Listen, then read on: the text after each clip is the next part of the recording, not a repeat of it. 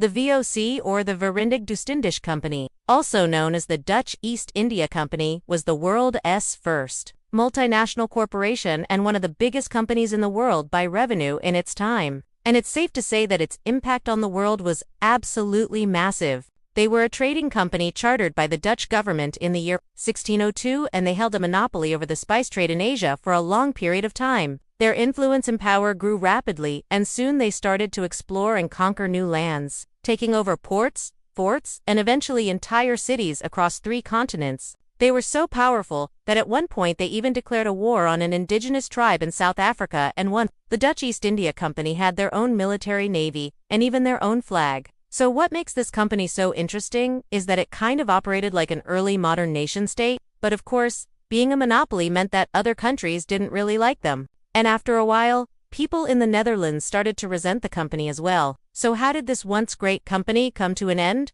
Well, let's find out. The creation of the VOC was mainly driven by 2 factors. Firstly, the Portuguese monopoly over the spice trade in Asia, which the Dutch wanted to break. And secondly, the desire for wealth and power. At the time, the Portuguese were the ones controlling the trade routes to Asia, but the Dutch, the English, and the French were hot on their heels. In 1592, the Dutch sent a fleet of ships to the East Indies to try and take over the Portuguese spice trade.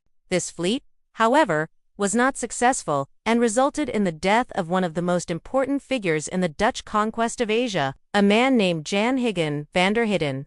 Van der Hidden was a spice merchant who financed the trip with his own money. But after the fleet's failure, he died, believing that the Dutch would never succeed in conquering the spice trade. However, his widow, a strong and smart woman named Maria Huygen, took over her husband's business and managed to make a fortune. She became one of the richest women in the Netherlands and used her wealth and influence to further the Dutch cause in Asia.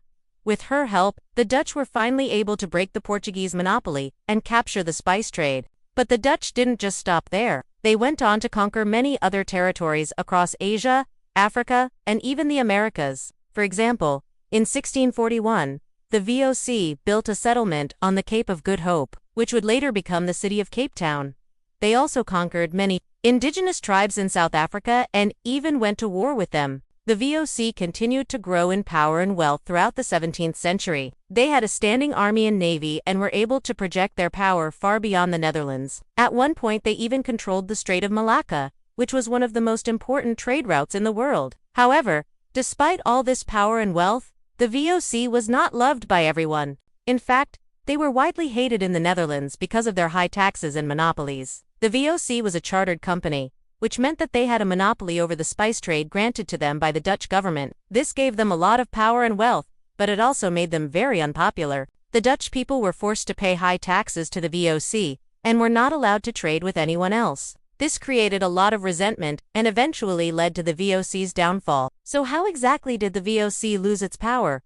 Well, it's a bit complicated. In the early 18th century, the Dutch government started to lose patience with the VOC. They had been given a monopoly over the spice trade, but they had failed to make much profit from it. The Dutch government also started to get complaints from other countries about the VOC's aggressive behavior. Despite this, the VOC continued to operate as if nothing was happening. They continued to expand their empire and take over new territories. However, this would eventually catch up with them, and in 1770, the Dutch government decided to dissolve the VOC.